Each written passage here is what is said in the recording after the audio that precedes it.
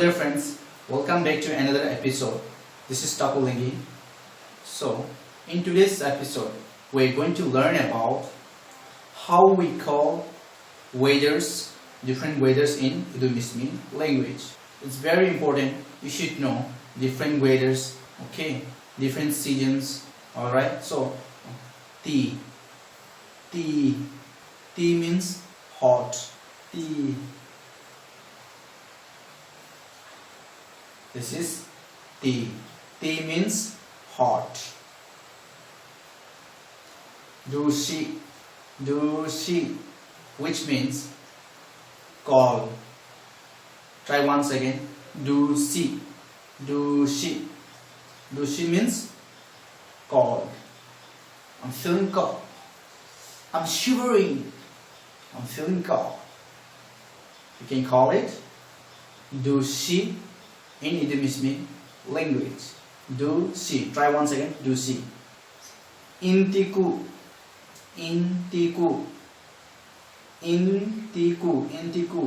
which means sunny.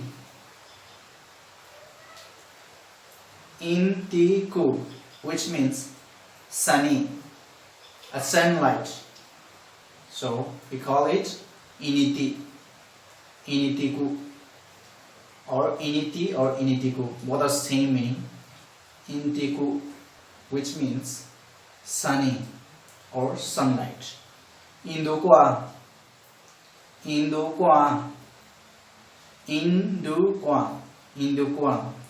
which means rainy day. Indukoa. Try once again. Indukoa, which means rainy day. Indukoa, which means rainy day. Kararja or ayoyo, which means rain. Kararja or ayoyo, which means rain. Kathu, which means summer. Kathu. Try once again. Kathu, which means summer. Try once again. Kathu, which means summer. Kapicha,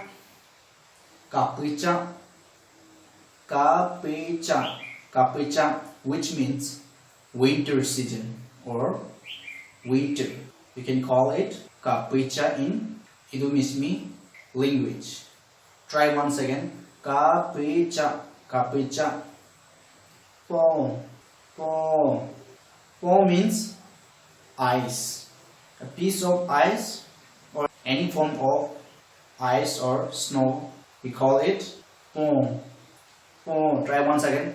Po, which means ice.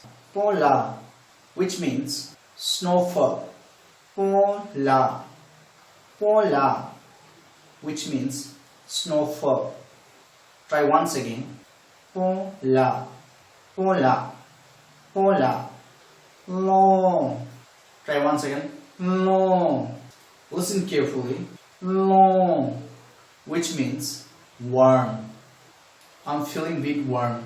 Okay, this is just an example. Warm. It may be any kind of warm. You're feeling warm, or it may be lukewarm water.